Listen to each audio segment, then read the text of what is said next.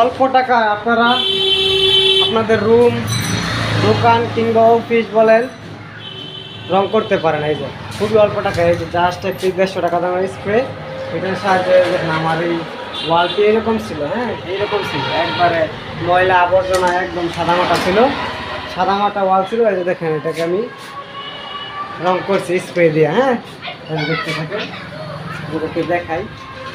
তো একটু করার পরে ভালো লাগলো অনেক, হ্যাঁ তারপর আমি ভাবছি যে জিনিসটা আপনাদের মাঝে শেয়ার করি।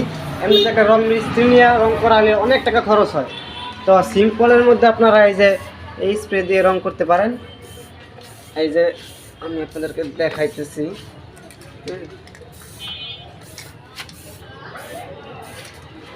এত টাকা খরচ করার কোনো প্রয়োজন নাই, একবারে অল্প টাকায় রং করতে পারেন।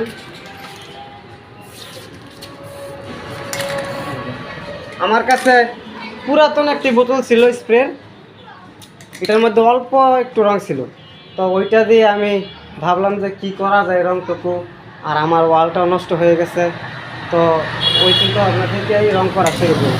তো রং করার পরে দেখতে পেলাম যে অনেক সুন্দর হয়েছে, অনেক সুন্দর। আমার আসলে এই জায়গায় যদি আমি একটা পোস্টারও লাগাইতাম, যে এরকম যদি ব্যানার লাগাইতাম, তাহলে আমার এই জায়গায় বলছে যে এক লোককে জিজ্ঞাসা করছি 3500 টাকা লাগবে শুধু এই 10 ফিট বাই 10 ফিট ওয়ালটাকে রং করলে। আর এই জায়গায় দেখা গেল যে আমার এই সামান্য একটু রং দিয়া এটা একটা ডিজাইন হয়ে গেছে। এই যে কত সুন্দর ডিজাইন হয়েছে মোবাইল সার্ভিসিংয়ের দোকানের মধ্যে।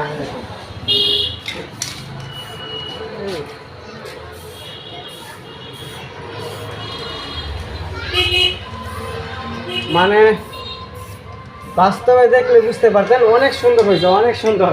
আসলে আমি যতটুকু আশা করছিলাম তার চাইতেও বেশি সুন্দর হয়েছে। আর একটু জায়গা বাকি আছে, এই যে এই জায়গাটুকু বাকি আছে, রং শেষ হয়ে আছে। মানে খুবই সুন্দর, খুবই সুন্দর।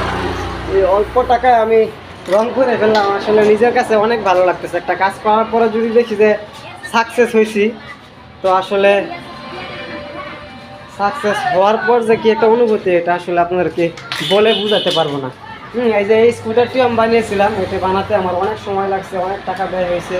তো সাকসেস হওয়ার পর এখন আমি নিজে এটা দিয়ে যাতায়াত করি, বিক্রি করি আর না করি, নিজে যাতায়াত করি এটা দিয়ে, এবং এটা আমার যাতায়াতের সময় অনেক বাঁচায়, অনেক।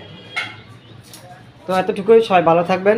আপনাদের মাঝে এই জিনিসটি শেয়ার করলাম, ভালো লাগলে অবশ্যই কমেন্ট করে জানাবেন।